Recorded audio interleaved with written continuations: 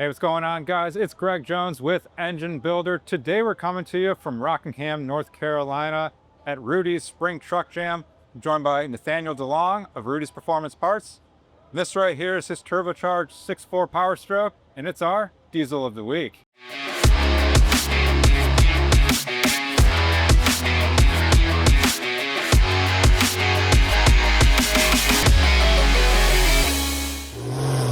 Engine Builder's Diesel of the Week is sponsored by AMSOIL, the first in synthetics. Nathannial, good to see you again, man. See you. You know, we're out here for the first event of ODSS that you guys helped put on, and you're back with a whole new car here, and the 6.4 Powerstroke. And we saw you, doing some things earlier and starting it up, and this thing is pretty badass, so we want to know a little bit more about it. Before we dive into details of this, though, tell us a little bit about, the truck that, we saw you with last year. I know that was running up against some limitations and probably the reason to go to something like this, but we'd love to know a little bit about that. Yeah, so the four-wheel drive truck, it's a pretty similar engine, fuel air setup. We had just cast heads, cast block.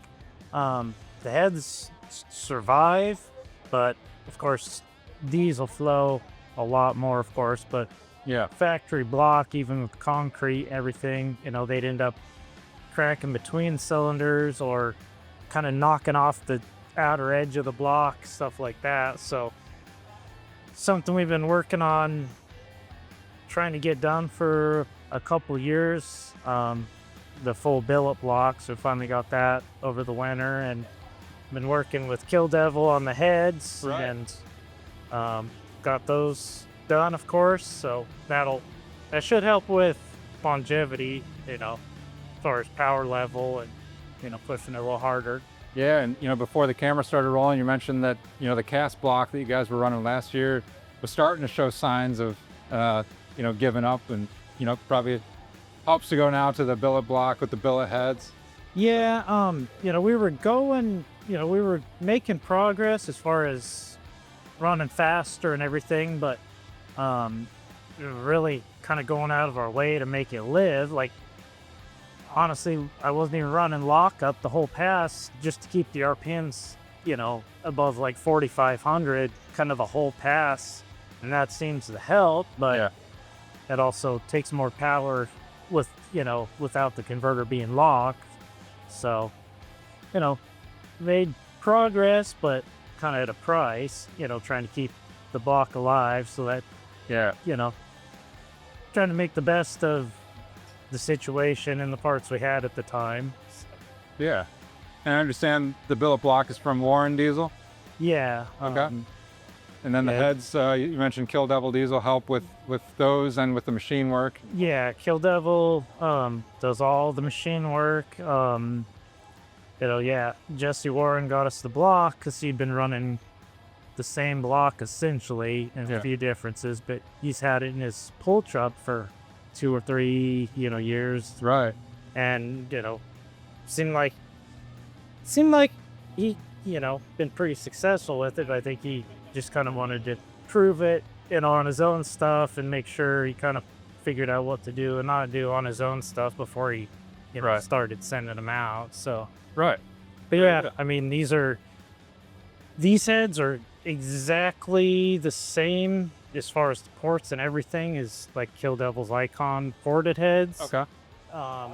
We just found out, trying stuff early on, testing the Icon stuff, that without water, the cast aluminum just, it's cast aluminum, it just can't handle the pressure and the heat. So, went with the billet, full billet, and then these have the steel inserts, in each cylinder. Okay. That way, well, we tried it with the cast heads, just putting a steel puck in each cylinder. That way, the valve, like the seats, because they end up moving around. Well, with that steel insert, it's all in one piece, but it's still let it kind of move around. So that's what we did in these, and that's what Jeremy Wagler actually did the machining on these, right from the raw stock. And then he's on all the Cummins stuff, you know, they do the same insert and have pretty good bump at that. So, Yeah. you know, Very kind cool. of working with a few different companies, you know, to kind of, you know, they've done the research on what lives and, you know, how to make it work. So, you know, should be pretty good.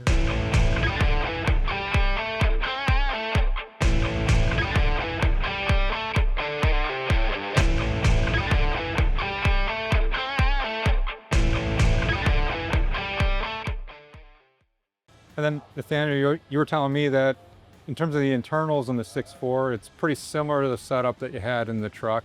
Yeah. Do you want to just give a quick run through what's inside? Yeah, I mean, honestly, the rotating assembly is the same one that we ran last year. Same pistons, rods. The crank's still factory crank. I don't think it's the same one, just how things kind of worked out. But that's still factory crank. But of course, Wagler rods, they're about the best we found to run. Yeah. So. And you said it was a Mala piston? Yeah, it was the Molly forged pistons. How about some of the valve train? With it being a billet head, did you guys make any changes with the valve train? Or? So it's the same we've been running, but it's, let's see. So I normally had been running the push rods from Kill Devil. Trying some different stuff. I had a little bit thicker push rods, so I noticed that we were getting a little deflection out of some of them. So trying some, you know, I guess it's really standard stuff for, you know, gas engines, where like a double taper and, you know, common for them, but stuff that a lot of us, you know, haven't messed with.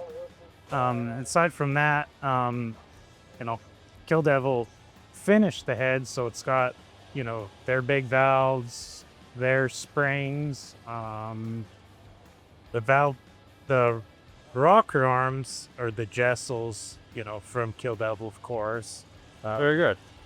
And then, you know, just factory style injector from Dynamite. That's the same set we've run several seasons. So, yeah, I mean, it's a different package, but really it's very similar to what we've been running. Okay. And then out front, the Bullseye Turbo, is that the same setup that you had too? Yep. Okay. Yep, same. And remind us how big that is?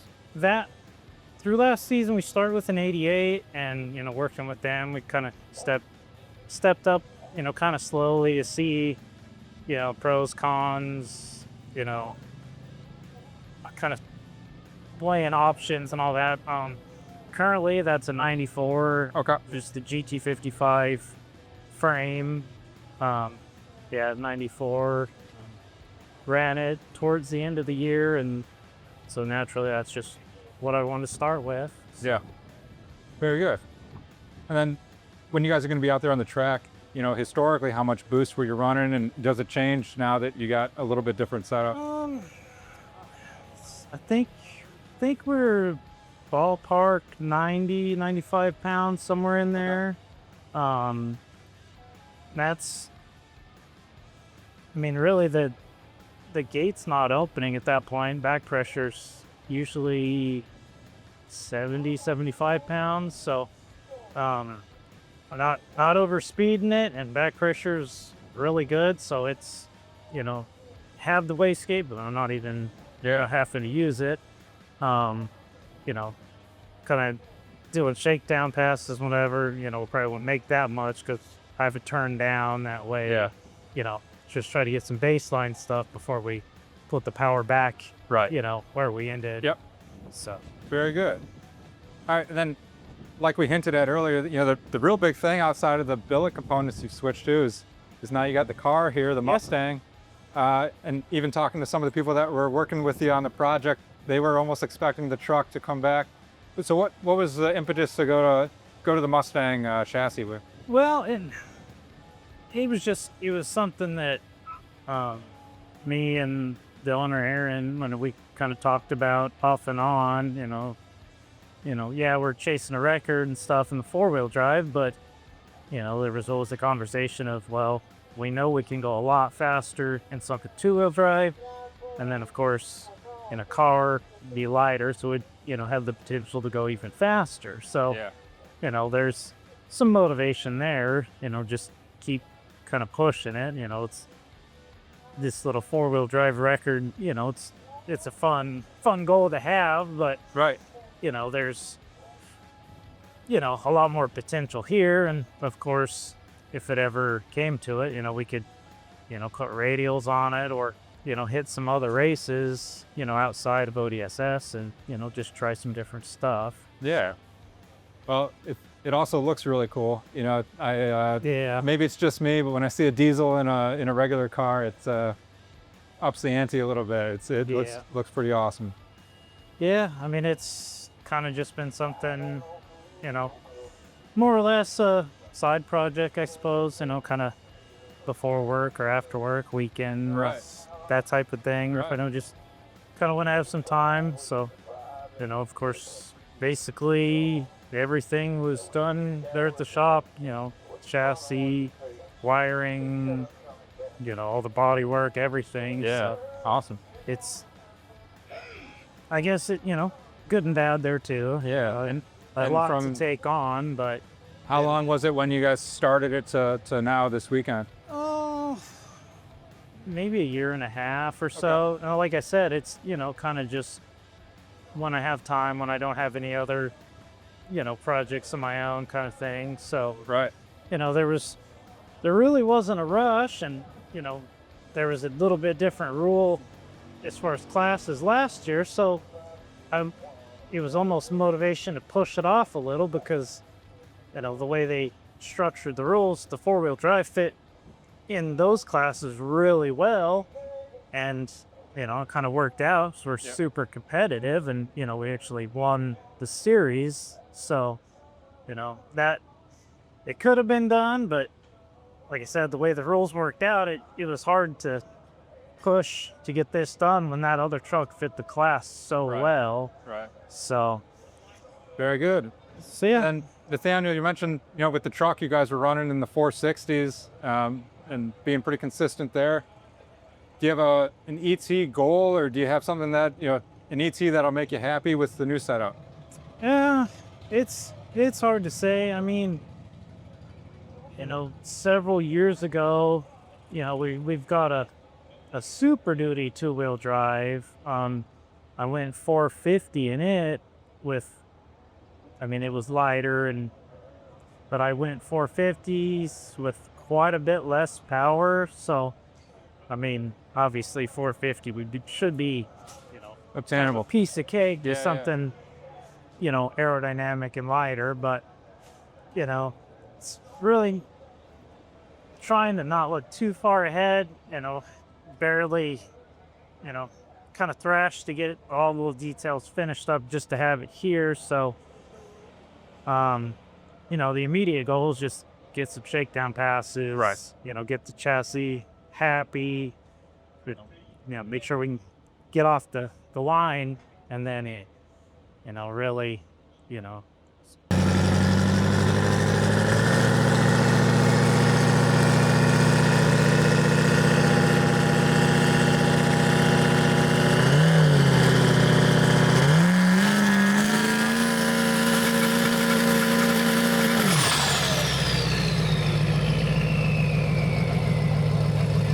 And then last question, just in terms of horsepower, you know, what do you think this, now that it's a billet block, billet heads, you know, what do you think it's capable of?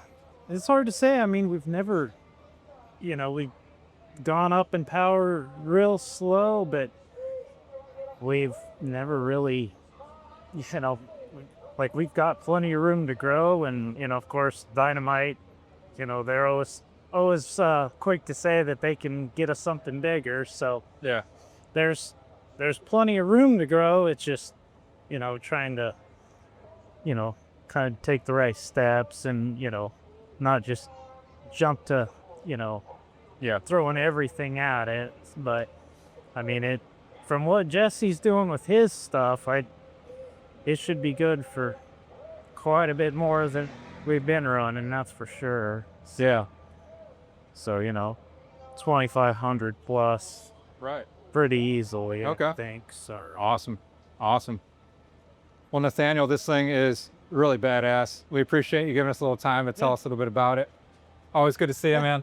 And we wish you good luck this weekend in testing, all right? all right, thank you. All right, guys. Well, we appreciate you watching this episode of Diesel of the Week. Make sure you're checking out everything that Nathaniel and his team at Rudy's Performance Parts have going on. And as always, make sure you're checking out EngineBuilderMag.com for more awesome engine and diesel content. We appreciate you watching. We'll see you next time. Hey guys, thanks for watching today's video. Hey, while I've got you guys here, I wanted to tell you about Find a Builder. It's a new microsite on EngineBuilderMag.com that's great for both engine shops and for potential customers looking to get engine work done. If you're an engine builder, this site is a place where you guys can list your shop and what you guys do to potential customers through EngineBuilderMag.com. It's an easy subscription-based microsite that'll let you guys connect to a new audience. And if you're a potential customer looking to get engine work done, this is a source to help you guys find a shop that's in your area or one that specializes in the type of engine work that you're trying to get done.